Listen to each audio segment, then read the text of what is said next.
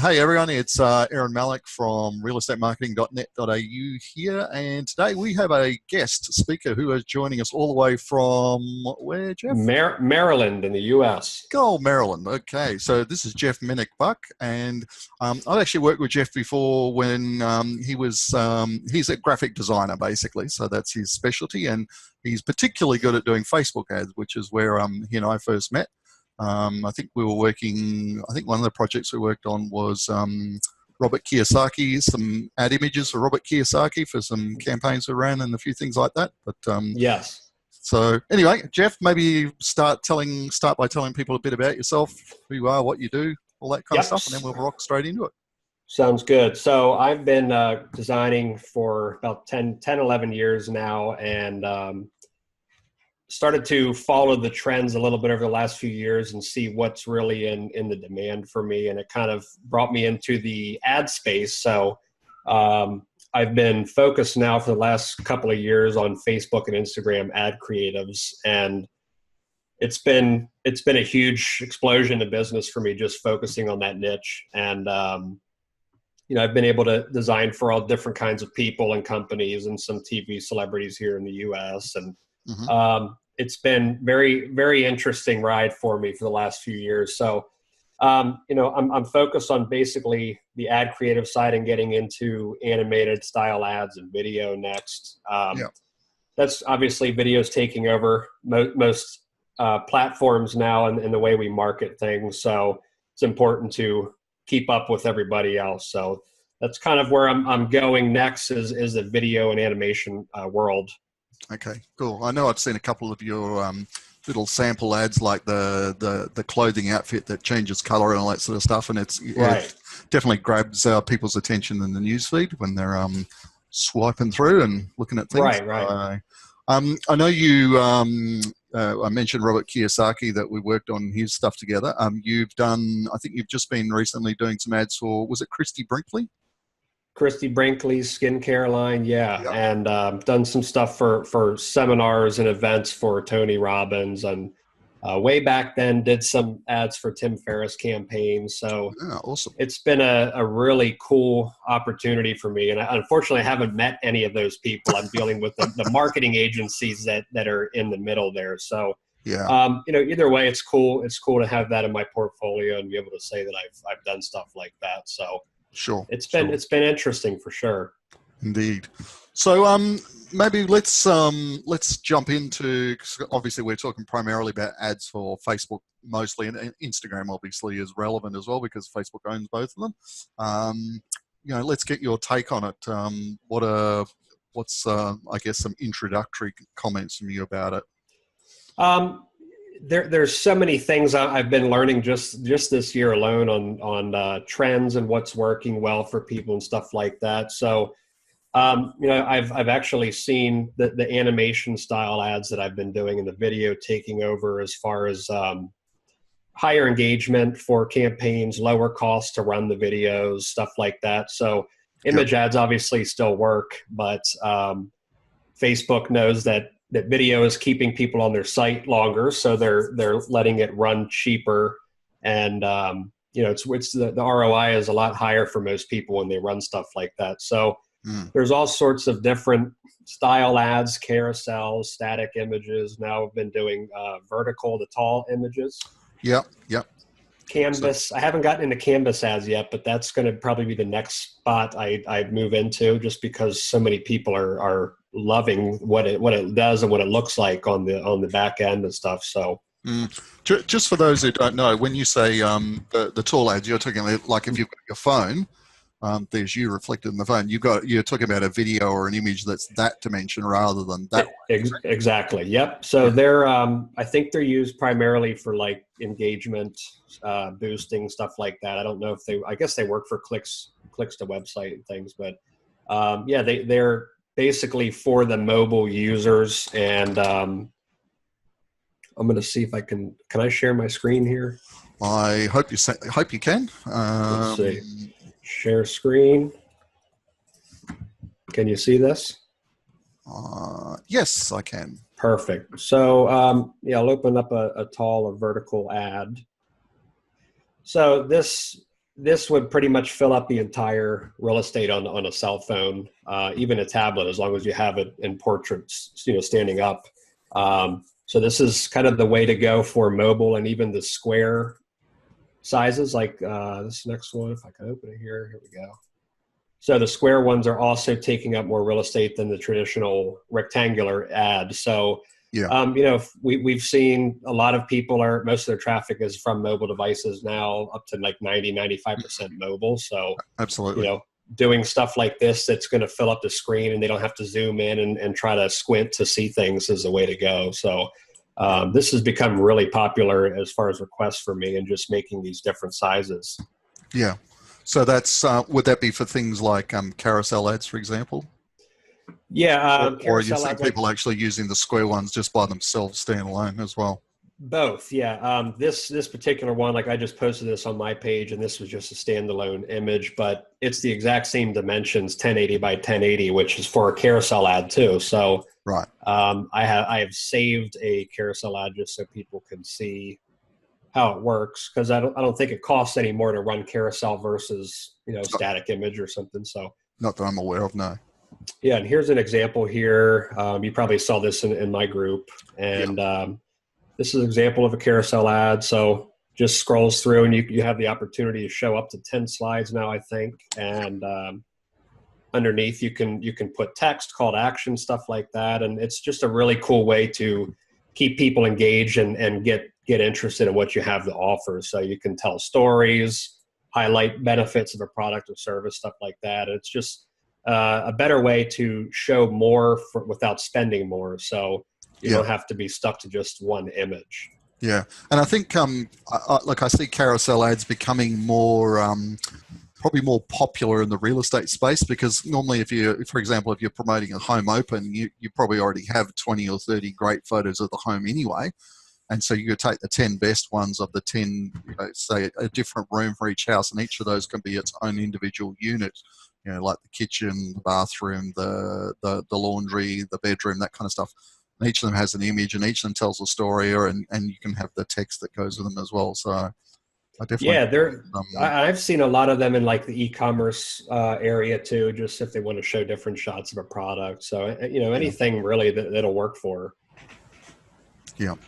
Have you I know you just did a talk or a presentation for a group of realtors yesterday. I think it was yesterday, or was it? Yesterday. Yeah. Yep. So have you had any examples you've seen from them? Anyone doing anything unique or unusual at this stage?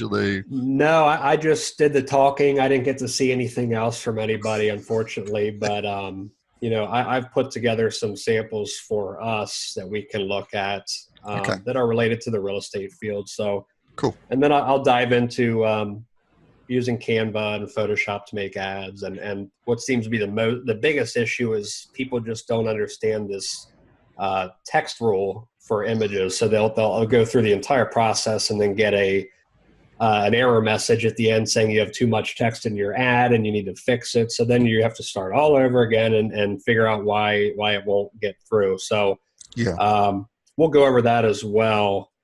And I think I gave you a zip file with some design stuff in it for everybody they can access. And there's a design checklist in here, some things that I like to focus on when designing ads. And some of the big things for real estate would be like, you could play off the emotion parts or tell a story, stuff like that. And it's some neat tips just people can try to remember or look at each time they make an ad that will help them stand out, against everybody else.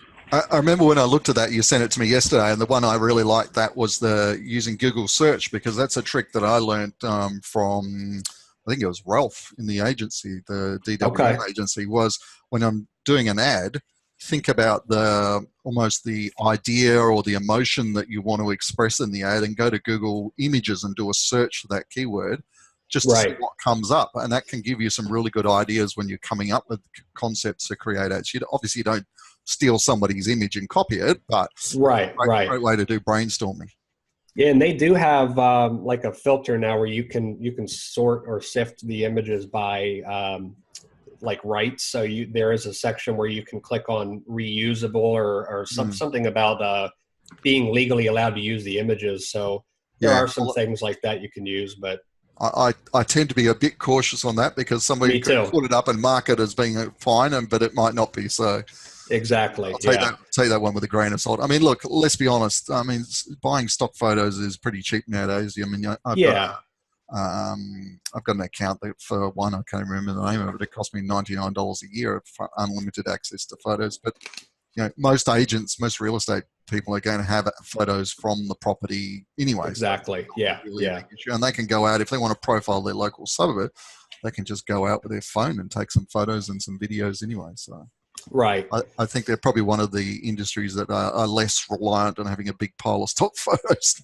Absolutely. Yeah. You don't want to have something that's not real for a property and stuff like that. Yeah. So, Actually, interesting you say that. That makes me realize a lot of the because a lot of the action here goes on in the States. When I see a lot of ads in the real estate space, I can instantly spot the ones where the house is an American house because you guys have different roofs and different facades to us.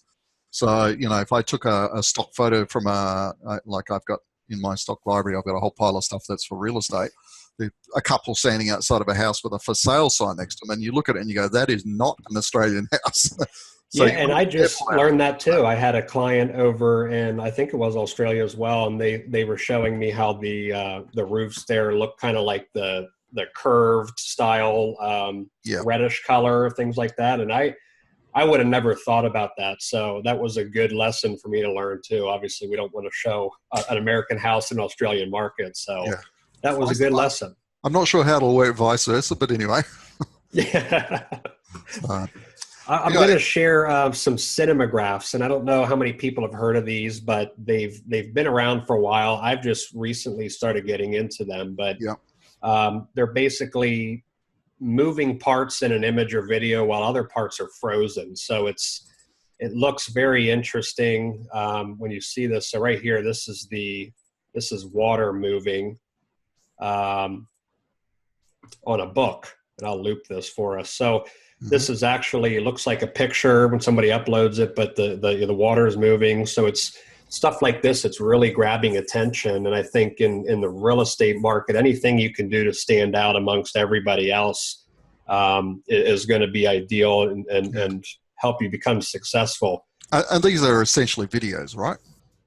Believe it or yeah, I mean the animation part is, but these were all done from pictures only. So this isn't even a video file. We added video overlays inside of this part here to make it move.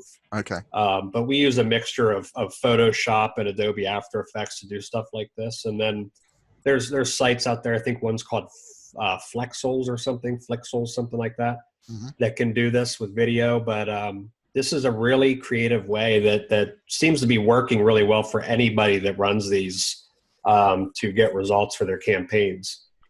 Yeah, no, I can definitely see how something like that stands out in the newsfeed, which, I mean, at the end of the day, you got to get people's attention so that they'll stop and read the copy in your ad. And then hopefully if you've done a good job there, they'll click through and have a look at what you've got to say. So yeah, we've got a couple seconds only to grab somebody's attention. I mean, we're going through our phones with our thumbs now so fast that, we're not even paying attention to half the stuff we see. So I try to always use bright colors in my ads or something that's not traditional or overly used. And I try to stay away from blue like Facebook because I don't want to blend in. So yeah, that's something I learned a good few years ago. So now these animated style ads, these are the ones you've seen from me. Now these are obviously in the real estate market here. This is a TV celebrity couple.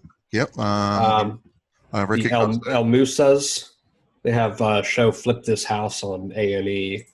And this is basically designed to look like a regular image ad on Facebook, but all of a sudden when you scroll to it, it's moving and it's looping, an infinite amount of times. This will loop until you scroll by it or click. So these kinds of things awesome. These are just like different ways to grab attention. So over here we have like some debris coming off of the countertop. And let's see some other ones here. So it's nothing crazy. We don't like to get overly creative, because I think there's kind of a fine line between being too minimal and having too much in an ad. I think going the too much route tends to hurt you. Yeah. And it looks too much like a salesy ad that people aren't going to interact with. So we try to make things that look genuine and native to Facebook, and not so much advertisements. Yeah. And these are all, what are they like? Sort of 5 seconds or less in most cases, maybe 10 seconds? Yeah, I try to keep them under 20 seconds, but these are between like 7 to 15 seconds, somewhere around there. And we keep them under 20 so they loop automatically. Yeah, I think Facebook loops them, is it 3 times, I think? I don't know if that's changed. I don't know. I think these loop, from what I've seen, continuously. They don't stop. Right. As long as you're hovered right on it. But yeah. You know, who knows? I mean, Facebook changes so much; it's hard to say. Yeah. Those particular ads. Do you mind if I maybe grab a copy of them and stick them up as samples on my website later on, so people? Oh, sure. Yeah, no problem. Just in case the video doesn't record the stuff that's going on the separate monitor. No, yeah, absolutely. Check that beforehand, but I really like those. They definitely stand out, so they're pretty cool. Yeah, we've been doing like some video stuff now. Let me mute this here. So again, doing the square sizes is more mobile friendly. So we try to use big text and keep it square size, or even we've done vertical too. The video in vertical size is a little difficult because you have to shoot the video with the phone or a camera sideways. But, stuff like this, just a short 20, 30-second video with text is another great way to show off properties and stuff like that in the real estate space. And we try to put text in. They're just photos, aren't they, that you're moving software. They're not actual video footage. Right. So most of my clients don't have the ability to shoot professional video. So they'll provide us with a bunch of pictures, and we'll just put it together and make it look like it's panning and zooming and stuff like that to give it some life. But the one thing I learned, even though I think Facebook has enabled some feature now where the videos automatically play sound, which is annoying as all hell, but anyway. Yeah, I disabled it because I can't stand if it's a quiet area or something, and then it starts blaring while I'm scrolling by it. So we try to put text on videos and animations like that, just so for the people that don't hear things, they can still follow through and not lose interest or not understand what the call to action is, stuff like that. So I think it's really important for people when they talking about video in particular. You can't rely on the sound. So like I just recorded and edited a 6-minute 45-second video for a new client, actually a web agency that does SEO and that kind of stuff, and it was promoting their logo design services. Okay. And what I did is I got the designer to record his entire process on his phone from start to finish of designing a logo. So coming up with the concept, drawing out some ideas, and then going into Illustrator and working on it. And it's like 2 hours long. Yeah. But I took that and shrunk it down to 6 minutes in high speed. But, and it's got voiceover, which I recorded. But really, I assume that people are not going to push play, particularly when they're on a phone, as we've already discussed. Your phones are where most people say. So you've got to have that text on there, or you've got to have your caption files put in there so people can intake what's being said from the image. Exactly. Yeah, it's that's another lesson I learned this year. I mean, I'm always learning new stuff, and especially because I'm not a marketer, I don't do anything on the advertising side. I kind of rely on my clients and people like you to keep me up to date with things, and of course in the different marketing groups to learn stuff. But that was one thing that I was told that kind of dawned on me is, we need to start putting text in the videos so people that don't want to hear the sound can still follow along. Yeah, absolutely. And the other thing I always say is, when you're designing an image for Facebook ads, you have to assume that somebody's on a tiny little iPhone 4 with a screen that's like that big. Right. And just to see the image is going to be hard enough. If you're going to put text on there, you've got to make it really easy to see it. So there's got to be, probably, I mean, it depends where you lay it, whether it's in the middle or the top, but it's got to be very high contrast and easy to read. You can't just go for tiny little text unless you're just trying to put a logo in the corner and you don't really care if people see it. Yeah, that's an excellent point, because I didn't really ever think about mobile users at the time, but now that it's being such a majority of the users on Facebook, that's definitely what we need to do, is focus on how much text they can read and to make sure it's large. But yeah, which probably segues us nicely accidentally into the topic of ad text. So do you want to talk a bit about that for people who perhaps aren't familiar? And I'm sure most people watching are, but Facebook, they use this little grid tool on their website, and they try to keep your ads containing less than 20% text, which just means out of the entire image, only 20% of that image can have text in it.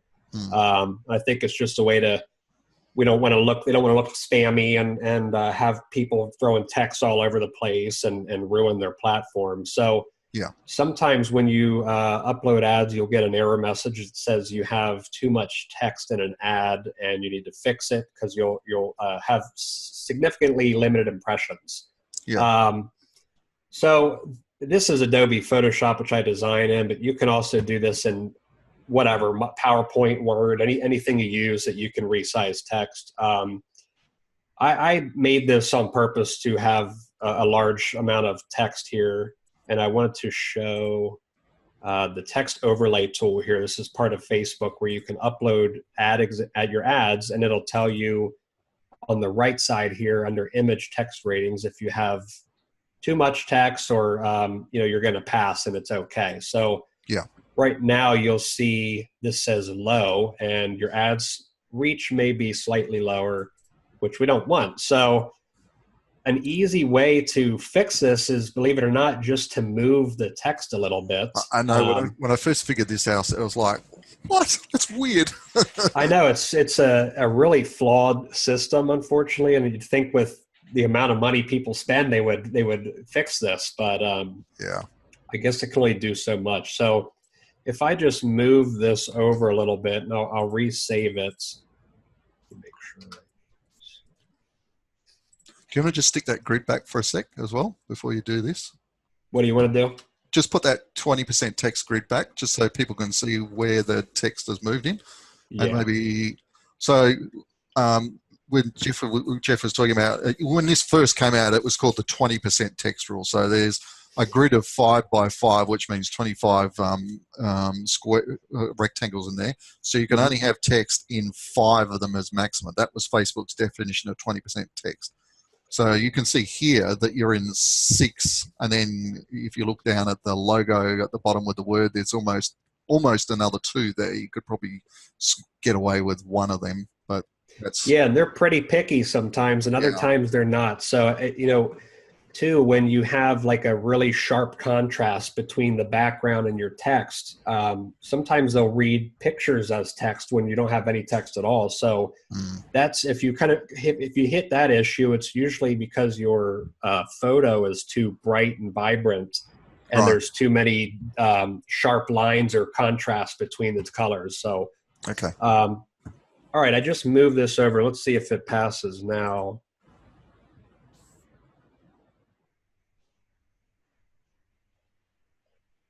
Okay, and now it's okay, and I still have how many was it here? 6 squares instead of 5 or less. So I've actually gone over the limit, but just from moving that text, it passes now. So yeah, it's a really weird, it's a finicky system, and this isn't any way to get a fast one over on Facebook. It just happens to be the way their system is, and we have to deal with this annoyance. The chances are, if you run that ad, it'll probably get dinged at some stage anyway. Once they look at it a bit closer, they'll go, "Oh well, maybe we missed this one. Let's give them a warning or stop the ad or something like that."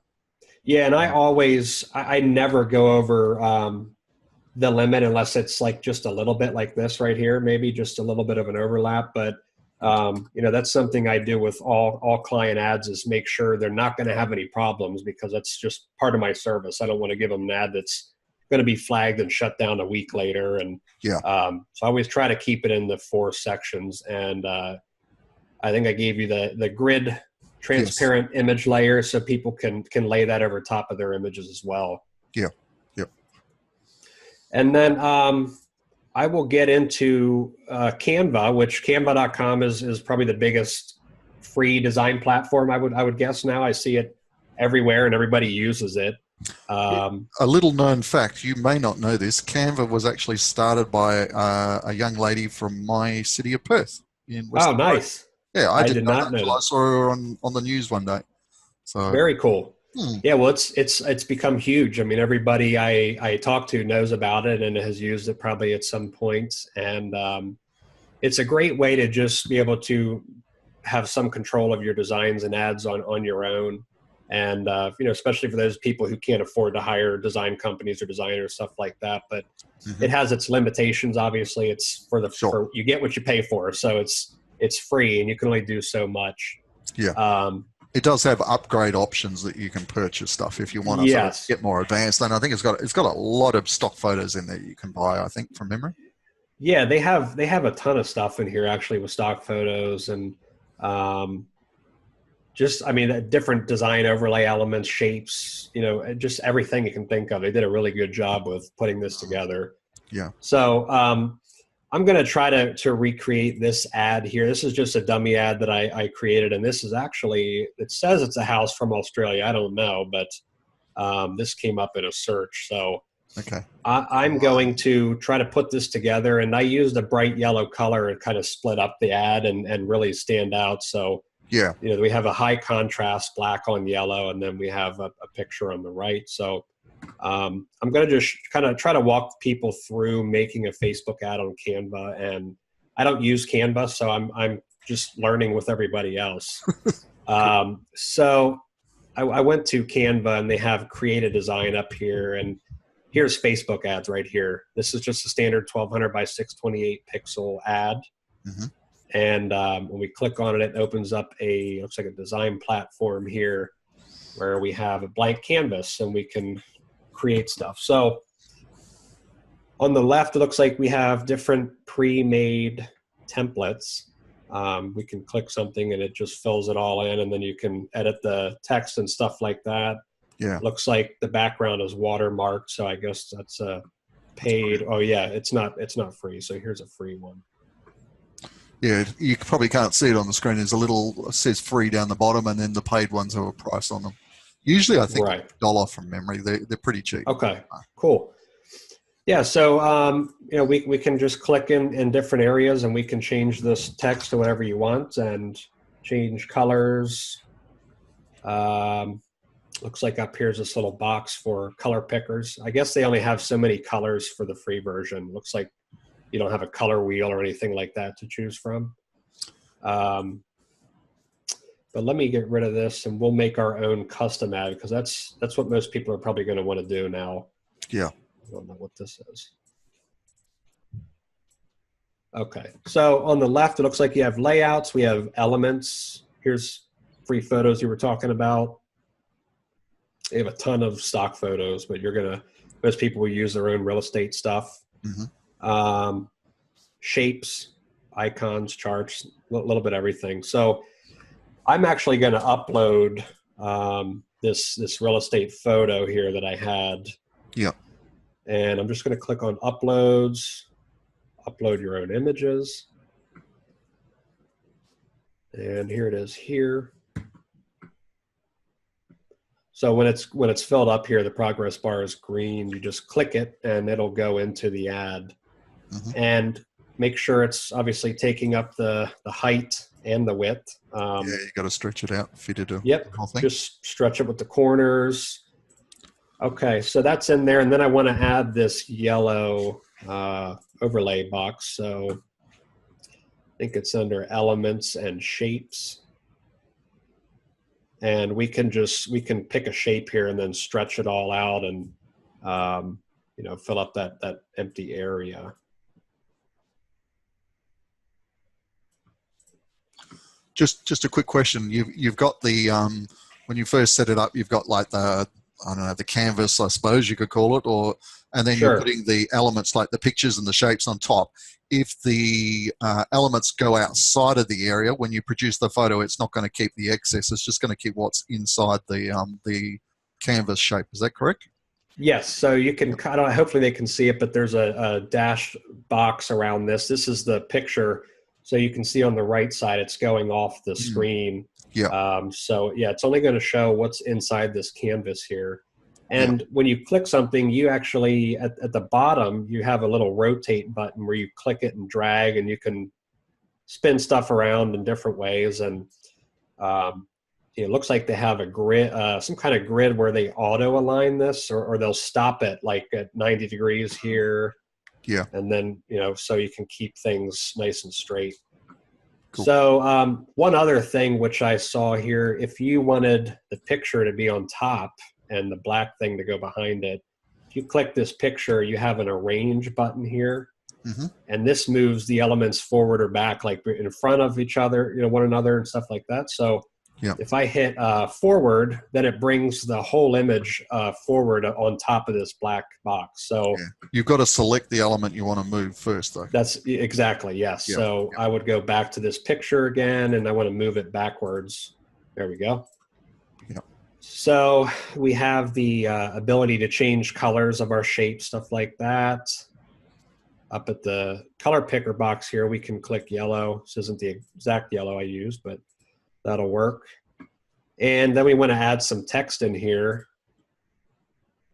And when you hit text, it looks like they have a bunch of font combinations, which brings up a good point. And in the design checklist document I made, one of the key things I always try to focus on and remember is to use no more than 2 fonts in your ads, because if you start mixing all kinds of different styles and have 3 or 4 or 5 fonts, it just looks really sloppy, and it's very unappealing. So it looks like even children's party invitation. Exactly. Yeah. Not an ad for $1 million house. That's exactly right. So try to keep the fonts, 1 or 2 fonts only. I usually do just 1, but a lot of people do the second one too. So it looks like we can just click stuff. We could do a heading, which is a larger font, subheading, or body text. So I'm just going to click heading. And I'm just going to type in for sale. And if you select this, you can change the font up here to whatever you want.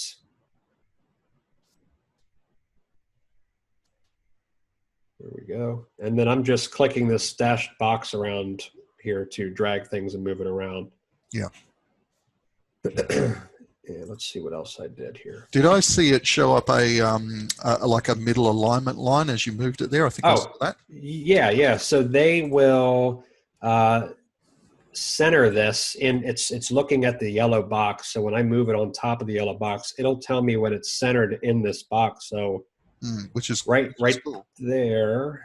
Here it is. There's a vertical dashed line, so that's telling me it's centered, which is nice because you like to look balanced and stuff like that. And yeah, that's the sort of thing you expect out of Photoshop or PowerPoint exactly as well. Yeah. So. Yeah, and I always use guides for the exact same reason, to keep things aligned. So I'm going to add in, looks like, I guess, subheading.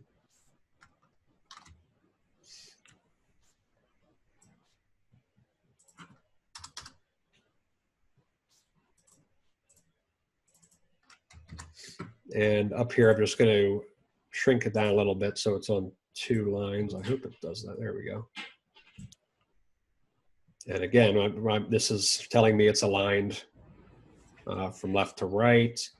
And then to create a button, I always, or I shouldn't say always, but almost always put a button in here. They are, dummy buttons. I mean, the whole ad's clickable, but I always try to get people to see there's a clear call to action. I don't want people to just look at it and then scroll by and not even realize it was a clickable image. So I always put buttons or arrows or something like that. Even down in the bottom right corner under your ad is usually a call to action button. So sometimes I'll just put an arrow that's pointing down there so they can see that. Yeah. Actually, that I guess raises a good point. Something that, unless you're in our space, like either you're as a designer or me as a digital marketer, you don't realize the value and the power of highlighting and pointing to things with arrows and that kind of stuff, it actually does draw the eye. They've done all sorts of tests on it. And it does draw people's eye, and it helps encourage them to take the action that you're asking them to do. So it's amazing. Yeah, and it's funny. I mean, there's just so many people that still don't know that you can click it. I mean, they'll just look at it and then keep scrolling. So, anything we can do as marketers and designers to draw people's eyes somewhere on the ad and make a clear call to action is going to be the way to go. Yeah, for sure. So I just added in another box shape, and I just shrunk it down to look like somewhat of a button here. And same thing, I'm just clicking and adding some text again. Click here, changing the colors to white. And this is actually, hopefully they can see this too, but there's lines going up and down and left to right. So it's actually showing, it's showing me it's centered in this black rectangular button, which is a really cool feature. I don't really know how many sites get this detailed and in depth with alignment and things, but that's really neat. It even shows you, which they probably cannot see. When I click this, there's a number, says 75.386, and I guess that's like the pixels or something, or some kind of area in the ad to show you how much space is between things. I had to put my glasses on to read that. It's really small. Can you see it there? Yeah, just barely. I can see the number, but I can't really read it. Yeah, it's very small. With that yellow background, it's pretty hard, but yeah. Yeah. So we have a basic ad here, and then I can upload a custom arrow. I don't think I put it in here. They may have arrows. I'm not sure. If you do do a search at the top. There we go. Arrow. And again, the arrow is just another way to draw your eye to that button and let people know that it's clickable. So yeah, there we go. And I don't know how we flip it. So obviously I need it to go the other way, but you get the idea here. It's a cool way to just draw your eye to this button. So I thought maybe I could flip it, but I guess can you grab the edge and drag it across? That's what I was trying to. Okay. It's just shrinking it down. Is there an arrange option when it's selected? Well, that's. Let's see what these are. Yeah, I'm sure there's a way. They couldn't have missed that. But I'm not sure how to do it. Yeah, that's fine. But you get the idea. So we're just drawing the eye to that button, and I try to use a high contrast between the background color and text, so it's crystal clear. It pops out of the news feed, and we're drawing attention right to what we want them to do. So once you're done, you would just I guess download and go through that process. I don't know what's uploading there, but just export it, and it's ready to go on Facebook. And I'm going to upload the grid image that I gave you just so people can see how to use that. Okay, cool. Let's see. So I'm uploading this grid right now, and this is a great way to just paste it over all your ads so you're within that 20% limit and you're not going to have any problems. And then when you're done, you can delete it. So I'm just dragging it to make sure it's filling up the entire area. And you'll see right now this is taking up 6 squares instead of 4. So I would just move. Let me see here. So 5's the normal maximum, correct? Well, I won't say maximum, but it's the ideal number. Yeah, and before they started lightening up a little bit on this, I remember having to. It's just such an awkward way to try to fit text in 5 squares in an odd number instead of 4 squares or 6 squares. So it was always a big issue. Yeah. And now they've lightened up a little bit, but let's see now. Okay, so now it's in 4 squares. So we know that it's gonna pass most likely unless there's some weird issue. But before you save this and export it, you just want to delete the grid layer by hitting the trash can icon up at the top. and then that'll be ready to go. And then you just move the arrow and the green one. Yeah. Can you Yep. can you change the color on that one so it's like it kind of melds into the water because of the color? Yeah. Let's see. Yeah, I guess here, white can do, or black. But yeah, anyway, anything to, bring a high contrast against the yellow. I wish I had a color picker. I could choose my own shades, but let's see. Yeah, I guess I can't do that. No. I think. Nope. But yeah, you works. do have the opportunity to change colors to some degree. I would assume on the paid version they probably have a whole color wheel or something to choose your own custom shades and stuff. But it does the job for sure. And anybody just starting out that wants to make some ads, this is a great way to go. Yeah, for sure. An even easier way that I've used before, which I mentioned to you before, this is something I learned from Keith Krantz quite some years ago, is I use PowerPoint with nothing on the slide, and I put my images and then I add my text and do what I need to do and arrange it all. And then I'll use a screenshot tool like Snagit, for example, where you can just take a screenshot, choose the dimensions, and I found that's a quick and dirty way to get stuff done as well. If you don't have access to something like this, you have a little bit more control over it, but obviously you don't have all the stock photos and the fonts and that sort of stuff. Right. Yeah. I mean, it's at the end of the day, you can only do so much with Canva and free stuff. And if you hire a designer, you're going to get the better quality and work with people that know what they're doing too on the marketing side, not just making pretty pictures. A lot of times I see designers that just want to make it look nice, but they don't have any idea what works in the ad space or what's going to grab attention. So people end up wasting their money and time with people like that. I mean, the other thing I also look at it is, as a real estate agent, if you sell a house, you might make $5,000-$10,000 depending on what the setup is with how much commission's involved.